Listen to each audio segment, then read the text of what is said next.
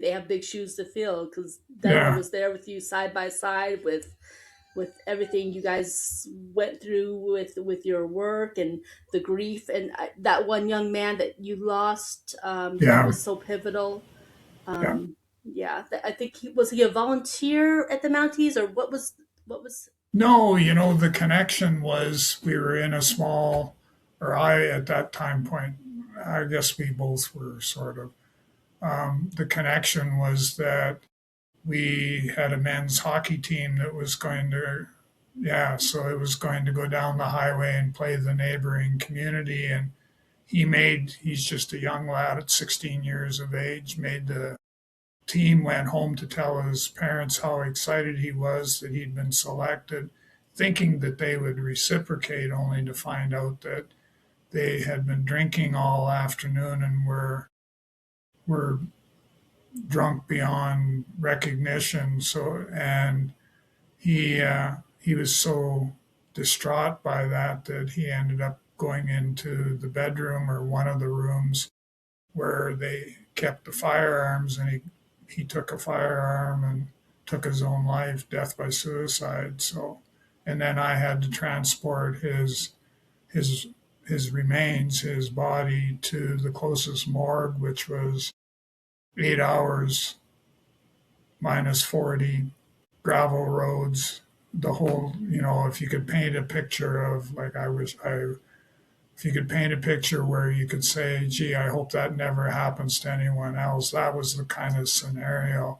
And it was also, Deborah had come up to that particular location, to spend some time with her relatives.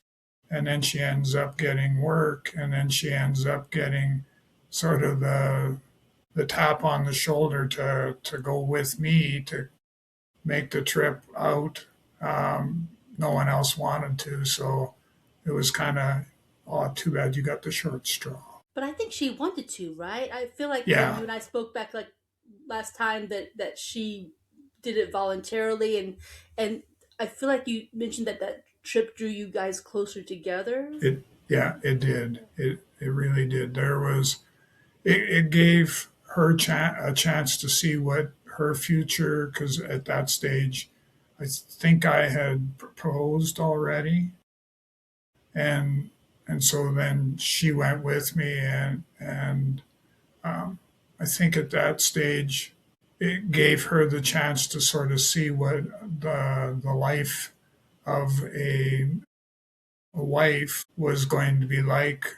If we continued with working in the RCMP and stuff like that, was this is what it was going to be like, and sort of to be able to understand that I needed somebody, I needed that support person, that because my coping mechanisms were such that I still, even though I had her support, I came home from that trip, or we came home from that trip, and I went to my trailer that I lived in and took the cap off the scotch bottle, and I tried to drink myself to a place where things were better, and that was furthest from the truth. Now, was that the first traumatic incident you had experienced in your life?